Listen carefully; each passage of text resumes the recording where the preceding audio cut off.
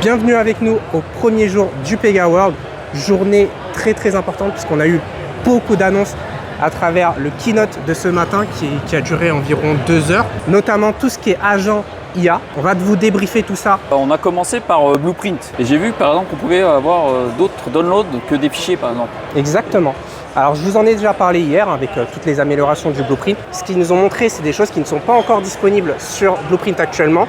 Et en fait, on aura vraiment la possibilité de upload plein de choses différentes par rapport à ce qu'on peut faire aujourd'hui. Donc maintenant, on peut mettre des modèles de data, on peut y importer des vidéos, on peut y importer des assets, des images, etc. Donc là, c'est vraiment beaucoup plus complet et Pega mise vraiment sur la transformation digitale des systèmes legacy des clients.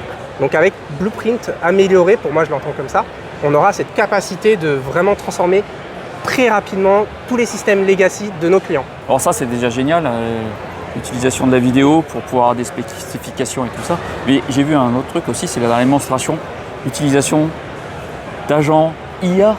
J'avais l'impression, c'était vraiment des IA dans le Blueprint, quoi. C'est tout à fait ça, Samuel. Alors là maintenant, donc on a parlé de toutes ces petites améliorations pour prompter des choses sur Blueprint, générer le prompt dans le Blueprint. Maintenant, on va s'intéresser au preview du Blueprint parce que jusqu'à présent, on était sur un preview assez restreint. Maintenant, on a vraiment un truc très complet. En termes de Blueprint, on peut voir à la fois des graphiques, on peut aller de bout en bout pour complètement finir un workflow donné qu'on aura créé à travers le Blueprint.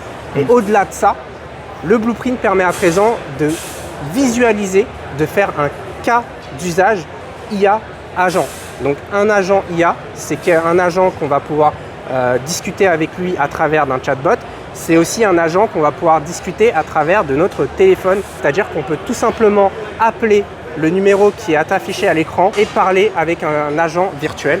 Et c'est vraiment bluffant parce que là, à présent, on sera capable de montrer à tous les clients qui souhaitent investir sur des agents IA quelle est la puissance d'un agent IA généré par Pega à travers le Blueprint. Nouveauté qui est assez bluffant pour le coup, c'est le Blueprint CDH, Customer Decision Hub. Ah oui, ça c'était vraiment bien parce qu'on a une difficulté, faut s'avouer, on avait du mal à expliquer correctement le CDH aux clients ou aux non-sachants Pega.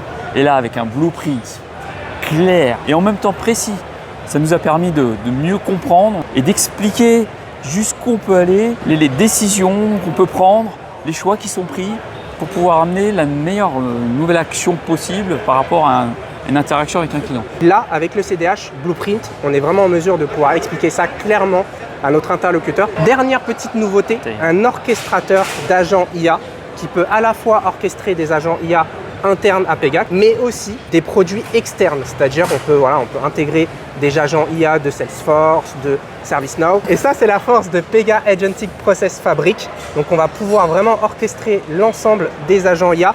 Et notamment, on en reparlera demain. Dans le keynote, on aura une démonstration concrète de ce qu'a fait un client. Du coup, on pourra vraiment vous en parler plus en détail là-dessus. Ouais, impatient. C'était Oligos au premier jour du Pega World. On se retrouve demain. À très bientôt.